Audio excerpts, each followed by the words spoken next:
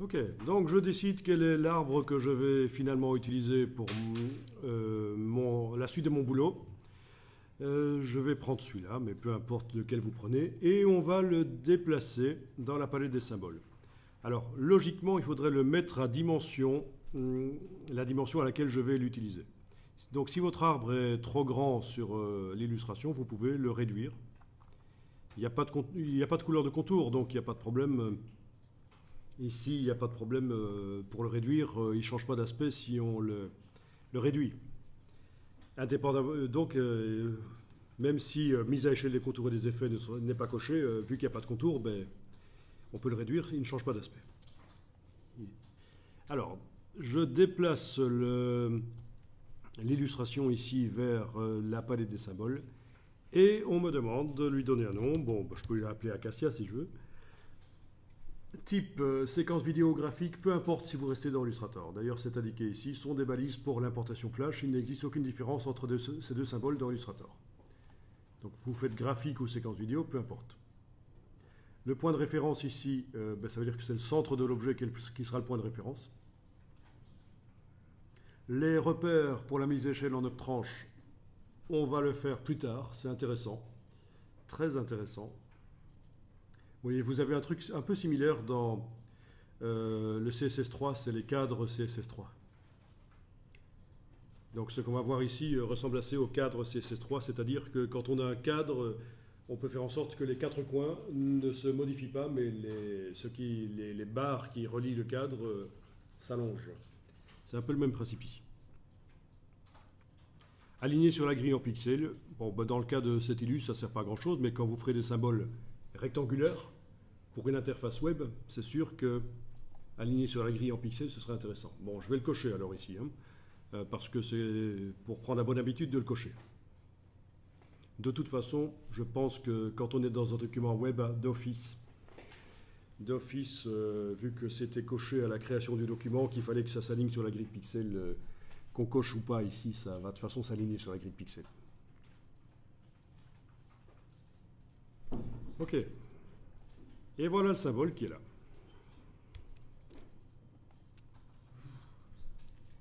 Alors, ce symbole, pour le récupérer dans d'autres illustrations, ben, soit j'enregistre la bibliothèque, menu de la palette de symboles, enregistrer la bibliothèque. Ensuite, dans un autre document, je devrais aller dans ouvrir la bibliothèque de symboles et descendre jusqu'à la ligne utilisateur. Soit je fais un copier-coller du symbole. Alors il se trouve que l'objet ici, dès que j'ai créé le symbole, eh bien il est devenu un symbole. C'est-à-dire que les vecteurs, vous n'y avez plus accès avec la flèche blanche, vous ne pouvez plus aller changer la position des vecteurs, c'est un symbole en fait. D'ailleurs dans la palette des calques, il est maintenant indiqué pour cet objet qu'il s'appelle Acacia. Où est-il? Il est là, voilà. C'est le symbole Acacia.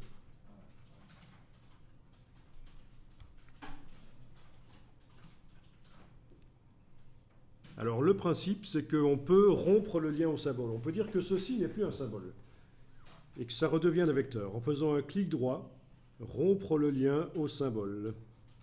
Et voilà, ce n'est plus un symbole. D'ailleurs, maintenant, le mot Acacia s'est transformé en un groupe qui porte le nom Acacia.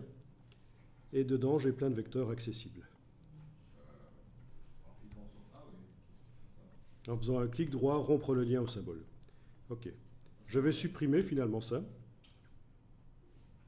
Et je vais le déplacer, le symbole, sur le plan de travail. Voilà, c'est un symbole. Donc si je fais clic droit, rompre le lien au symbole, je vais récupérer les vecteurs. Mais sauf que là, ça ne marche pas. Oui, parfois ça ne marche pas et parfois il faut y aller par le menu de la palette symboles pour trouver rompre le lien au symbole. Oui, c'est bizarre. Hein. En tout cas, voilà. Ici, finalement, il me faut un symbole sur le plan de travail. Il ne faut pas que ce soit des vecteurs. Et je vais pouvoir transférer ce symbole par copier-coller dans un autre document. Et normalement, dans la palette symboles de l'autre document, le symbole sera transféré. Donc c'est l'autre manière de transférer des symboles. Plutôt que d'enregistrer la bibliothèque et puis de l'ouvrir dans l'autre document, si j'ai qu'un symbole à transférer, je fais un copier-coller de ce symbole vers un autre document. Donc voilà, j'y vais, copier, puis nouveau document, puis je vais coller, édition, coller,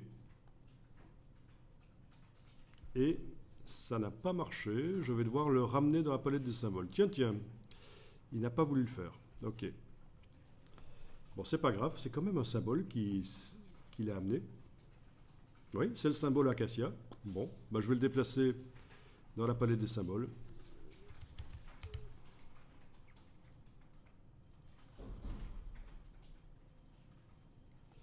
Ce nom existe déjà, me dit-il. Ah, c'est peut-être une mise à jour de la palette qui est mauvaise alors.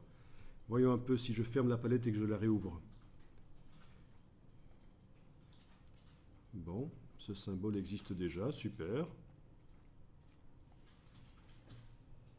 Eh ben non, il n'existe pas. On ne le voit pas. Je ne le vois pas dans la palette.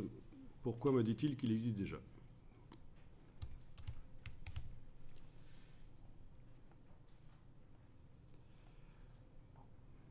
Ok, voyons un peu ça. Je vais enregistrer le document et le réouvrir, on ne sait jamais.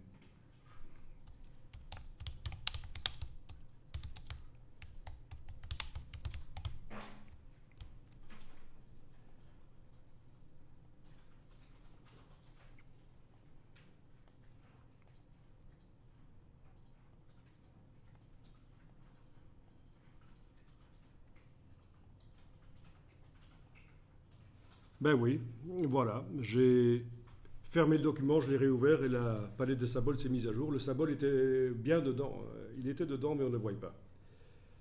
Petit bug là. On peut le dire, il y a un petit bug de rafraîchissement de la palette symbole. Quand on copie-colle un symbole d'un document à l'autre, techniquement ça marche, il arrive dans la palette mais on ne le voit pas.